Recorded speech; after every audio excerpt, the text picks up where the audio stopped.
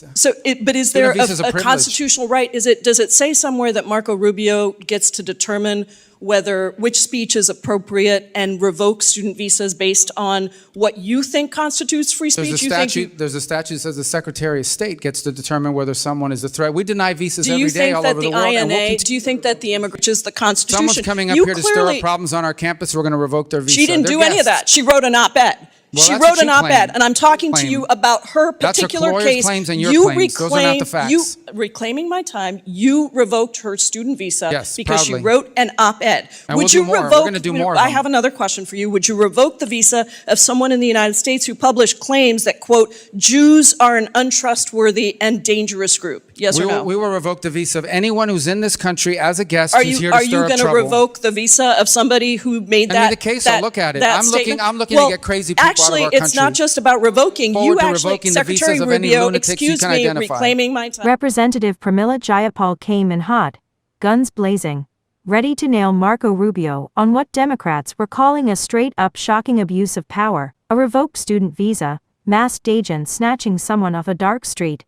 and straight trampling all over the First Amendment. She was loaded up, ready to unload every damn thing in her playbook. But nobody saw coming how fast Rubio would flip the script and take total control. What went down next? Democrats frozen solid, jaws on the floor, the whole room dead quiet in shock. Rubio didn't back down, didn't flinch. He shredded their whole narrative, piece by goddamn piece. And when it was over, it was the Democrats left stuttering and speechless, while Rubio walked out after dropping one of the most savage takedowns we've seen from him yet. Buckle up. Let's dive right in. Representative Jayapal. Thank you so much, Mr. Chairman. Thank you, Secretary Rubio, for being here. On March 21st, 2025, the State Department approved the revocation of a student visa for Rumeysa Öztürk, a Turkish citizen who is a graduate student at Tufts University, apparently simply for writing an op-ed. According to an internal State Department memo, you took this action under your discretionary authority to revoke visas, and soon after you revoked her visa, armed and masked plainclothes officers snatched Ms. Öztürk off the street and transported her to a prison in Louisiana. Mr. Secretary, do you really think that Ms. Öztürk's op-ed results in a foreign policy consequence for the United States? I believe that case involves someone whose visa we never would have granted had we known ahead of time. I'm not asking you that question. I'm asking you if you think an op-ed, but that's exactly, in fact, what happened. The State Department wrote a memo concluding that you did not have sufficient grounds to revoke Ms. Öztürk's visa. There was no evidence showing that she'd engaged in any activities or a threat to national security. And in fact, in May, a federal court ordered Ms. Öztürk's release from detention, noting that the sole basis for the government's detention appeared to be the fact that she co-authored this opinion piece in the Tufts newspaper in March of 2024.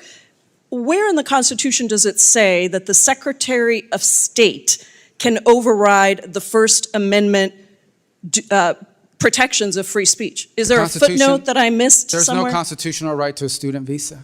But is there a constitutional right? Does it say somewhere that Marco Rubio gets to determine which speech is appropriate and revoke student visas based on what you think constitutes free speech? There's a statute that says the Secretary of State gets to determine whether someone is a threat. We deny visas every day all over the world. Do you think that the Immigration and Nationality Act trumps the Constitution of the United States, Mr. Secretary? Well, Congress can always change the law if you want, but I'm telling you, Mr. in the meanwhile, I have the authority, I will continue to revoke the visas of these people that come here to tear this country apart. You said that, Mr. Secretary. Let me reclaim my time because you are talking about revoking student visas based on what somebody says. And that means that you are trumping the legal supreme court, the supreme law of the land, which is the Constitution of the United States. No one has a right to a student visa. Mr. Rubio, why did the administration need to use masked, armed, unidentified agents to whisk somebody off the street and deny her counsel for almost 24 hours after her arrest? Well, you'll have to ask the agencies that did that work. I'm not responsible for that. I'm responsible for revoking the visas of these people that come to tear this country Rubio, apart. I'm talking about this particular case where you revoked the student visa of a Turkish citizen who was a graduate student who wrote an op-ed that you didn't like. And suddenly you allowed for masked men to whisk her off the street. And you have multiple jobs, apparently. You're the national security advisor as well. So don't tell me it's not your job who snatches her off the street. We don't do If the these snatching, are but I can tell you we do the visa revocations, Let me and ask we're you going to about keep the doing them. national security consequences of people, masked men on the streets snatching people off the streets. If these are legitimate law enforcement agents carrying out proper arrests, why are they hiding their identities? Because then radical crazies will try to hurt them. So as you we know from think we've that seen. U.S. agents who have almost always gone without face coverings, even when they're arresting I can't speak to law some of enforcement the functions. country's We're not a law most enforcement dangerous agency. criminals, suddenly have so much to fear from a graduate student who wrote an op-ed that they need to be masked? Again, Is that that law accurate? student was a guest in the United States on a student visa. No one's entitled to a student visa. So We you deny revoked her visas every student day, visa and we will revoke and based continue on to an revoke op-ed, visas. which trumps the supreme law of the land, which is the Constitution. Someone's coming up You here to stir clearly- up problems on our campus. We're going to revoke their visa. She didn't They're do any of guests. that. She wrote an op-ed. Well, She that's wrote what an you op-ed, claim. and I'm talking to Claim. you about her That's her particular lawyer's case. claims and your claims. Those are not the facts. You reclaiming my time. You revoked her student visa Yes, because proudly. she wrote an op-ed. And Would we'll you do more. We're revoke? gonna do more of I them. have another question for you. Would you revoke the visa of someone in the United States who published claims that quote Jews are an untrustworthy and dangerous group? Yes or no? We will revoke the visa of anyone who's in this country as a guest Are who's you here to stir up going to trouble. revoke the visa of somebody who made Send me that? the case, that, I'll look at it. that I'm looking- statement? I'm looking to Well, get crazy people out of actually, our it's not country. just about revoking. Forward You to actually, revoking the Secretary visas of any Rubio, lunatics you excuse can me, identify. reclaiming my time. Can you explain to me why the Trump administration granted refugee status to Charles Kleinhaus, the white Afrikaner who tweeted that exact statement that I just said? There's the case. That's not a visa. You granted that person That's to a enter the totally United different process. States. That's someone that applied here through a totally different process. Secretary Rubio, student visas are a privilege. Secretary we deny Rubio, them all the time, and we'll revoke you revoked them. a visa based on an op-ed, and then you allowed for Gentlelady's time has masked expired. men That's to your snatch claim. That's somebody accurate. off That's the your claim. street. Your time's That's your claim. expired. That's your claim. That's not accurate. 1.1.1. Recognize ring. In the end, Rubio owned that room, no question. The one guy who wouldn't get bullied by grandstanding political theater or over-the-top emotional accusations. While Democrats tried to smear him as some reckless tyrant, his rock-solid answers made it crystal clear.